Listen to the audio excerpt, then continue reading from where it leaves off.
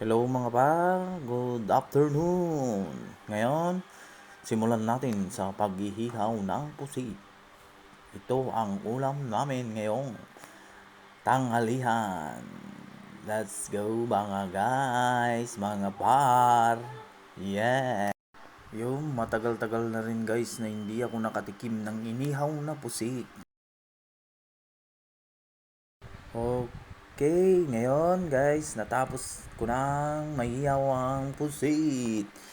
Yan, maghihiwa na tayo ng ulam nating pusit. Tinatanggal ko lang yung mga lamang loob niya. Yan, guys. Yan, ganyan lang naman natin gagawin ang ulam natin. Yatan, galip-galipin tayo lang guys. Hindi na kita hintayin nun niya lagi jay. Mabalingig katin tayo. Okay. Oh, Ilocano silang Tagalog na to guys. Okay, yan. Sibuyas na rin natin ang ihiwain natin guys. Sibuyas para mas malinamnam ang ating inihaw na pusit guys. Tapos na. Yan. Iwa-iwain lang natin guys. Yan. Iwa-iwain natin ng maliliit. Yan. Bam bam bam bam bam bam. Bilis ng paghihiwa. Okay, tapos nating maiiwan ng maliliit. Yan, ilagay na natin sa ating inihaw na pusit. Tapos kamatis naman ngayon. Kamatis. Importanteng may kamatis. At saka, yan, sibuyas na puti. Or kahit yung pulang sibuyas, okay rin yun guys. Kahit ano nang ilagay ninyo. Kung anong available sa inyong kusina.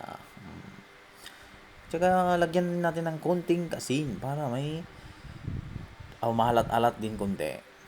Yan, guys. So, ang sarap. Yan. Takam na ako dyan, guys. Alam nyo ba, guys, ito ang pinaka-paborito kong luto ng pusit.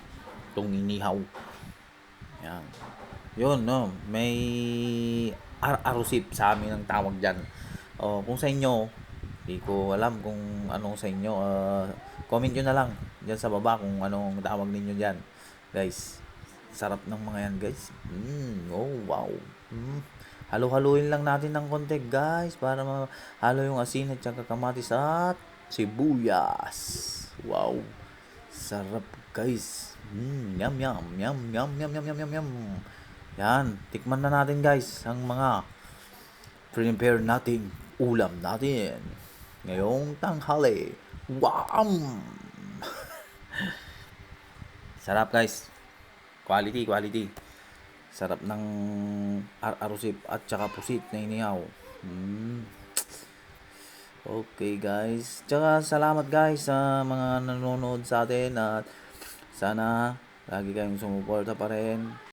Thank you guys sa laging panonood.